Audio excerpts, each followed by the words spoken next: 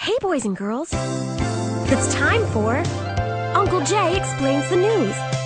Now here's the guy who helps little minds understand big news stories, Uncle Jay.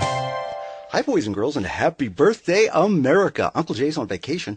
Maybe you are too. Maybe you got the weekend off before the 4th or the weekend after. But you know what?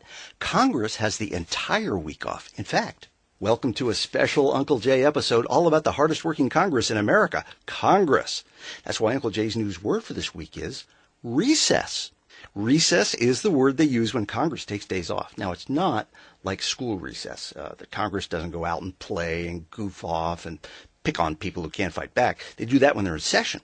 No, congressional recess is officially called a district work period. It's when each congressperson goes back to their hometown to do a job to do the job for their constituents.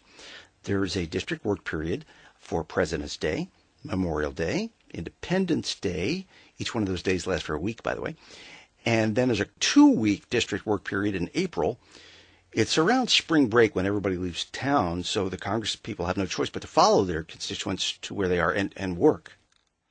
Now, all those work periods makes them so tired, boys and girls, that they need the whole month of August for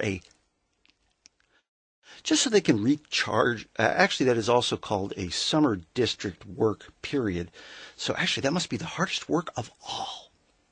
But the whole rest of the year, they're in Washington, hard at work, Monday through Friday, doing actually just Tuesdays, Wednesdays, and Thursdays, because they need Mondays and Fridays to go back to their hometowns and work with their constituents. It's like having a home office, boys and girls, with all the savings of a home office, if you don't count the flying there and back, which they don't because your parents and Uncle Jay pay for that. And someday you will too. Oh, and let's not forget those exhausting fact-finding missions. Oh, they're grueling, the incredible amount of facts to be found in places like Hawaii, Cayman Islands. So when Congress actually does get some time off, they have earned it. Between Christmas and New Year's, they get to be with their families, and it's actually between Thanksgiving and New Year's when they get to be with their families. It's actually between late October and New Year's. Boys and girls, if you wonder why Congress needs so many days off, maybe it's because they need to rest up for the hard-working year ahead. Because, with over 90% of them getting reelected, they're pretty sure to be stuck in this dead-end job for another term.